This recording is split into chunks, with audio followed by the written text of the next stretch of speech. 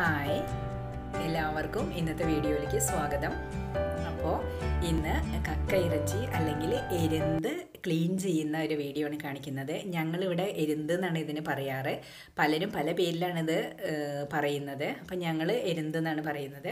അപ്പോൾ ഈ എരുന്ത് എങ്ങനെയാണ് വൃത്തിയാക്കി എടുക്കുന്നതെന്ന് ഞാൻ കാണിക്കാം. അപ്പോൾ ഇത് ആദ്യം തന്നെ ഞാനിവിടെ ഒരു 1/2 കിലോ എരുന്താണെന്ന് എടുത്തിട്ടുള്ളത്. അപ്പോൾ ഇത് ആദ്യം തന്നെ നമുക്ക് വേണ്ടത് നന്നായിട്ട് കഴുകിയെടുക്കുക.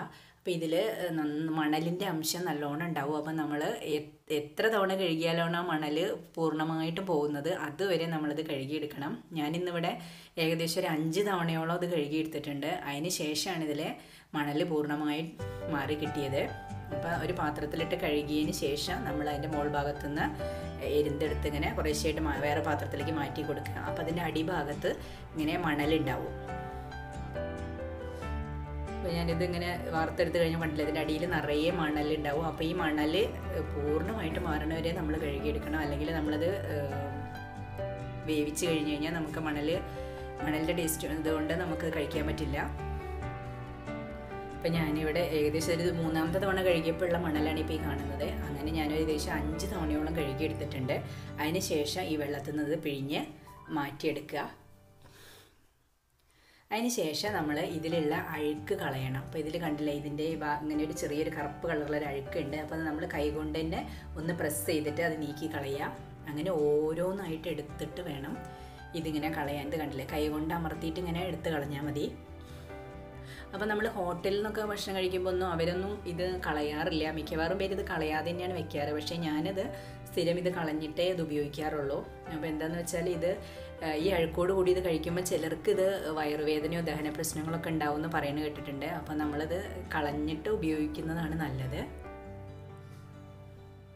അപ്പോൾ ഇതെന്താ വെച്ചാൽ ടൈം കൺസ്യൂമിംഗ് ആണ്. ഏകദേശം ഒരു 1-1.5 മണിക്കൂർ സമയം എടുത്തിട്ടുണ്ട്. ഇപ്പോൾ ഞാനിത് മുഴുവനായിട്ടും ഇതിൻ്റെ അഴുക്ക് കളഞ്ഞെടുക്കാൻ വേണ്ടിയിട്ട് 1.5 മണിക്കൂർ അല്ലെങ്കിൽ 2 മണിക്കൂറോളമൊക്കെ സമയം എടുക്കും. അപ്പോൾ നമ്മൾ വാങ്ങിക്കുമ്പോൾ ഒരു 1/2 കിലോയിൽ കൂടുതലൊന്നും വാങ്ങിക്കരുത്.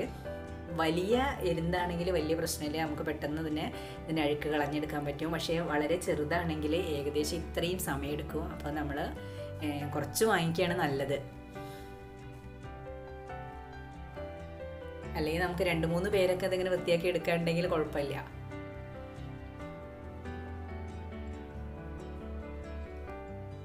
അപ്പോൾ ഇതിങ്ങനെ ഓരോന്നായിട്ട് നമ്മൾ കയ്യിലെടുത്തിട്ട് വേണം ചെയ്യാൻ.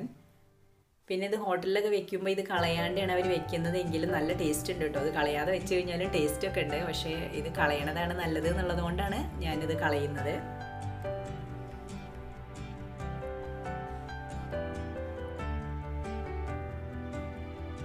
ഇത് കളഞ്ഞതിന് ശേഷം നമുക്ക് ഒന്നുകൂടെ വേണമെങ്കിൽ ഒന്നുകൂടെ ഒന്ന് കഴുകിയെടുത്തിട്ട് ഒന്ന് പിഴിഞ്ഞ് മാറ്റി വെച്ചാൽ മതി.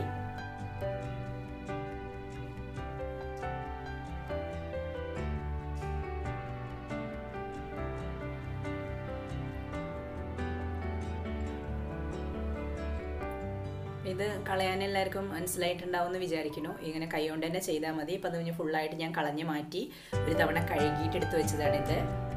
അപ്പോൾ ഇതിൽ നിന്നുള്ള എടുത്തിട്ടുള്ള അഴുക്കാണിത്. ഈ ഒരു പാത്രത്തിൽ ഇത്രത്തോളം അഴുക്ക് ഇതിലുണ്ട്.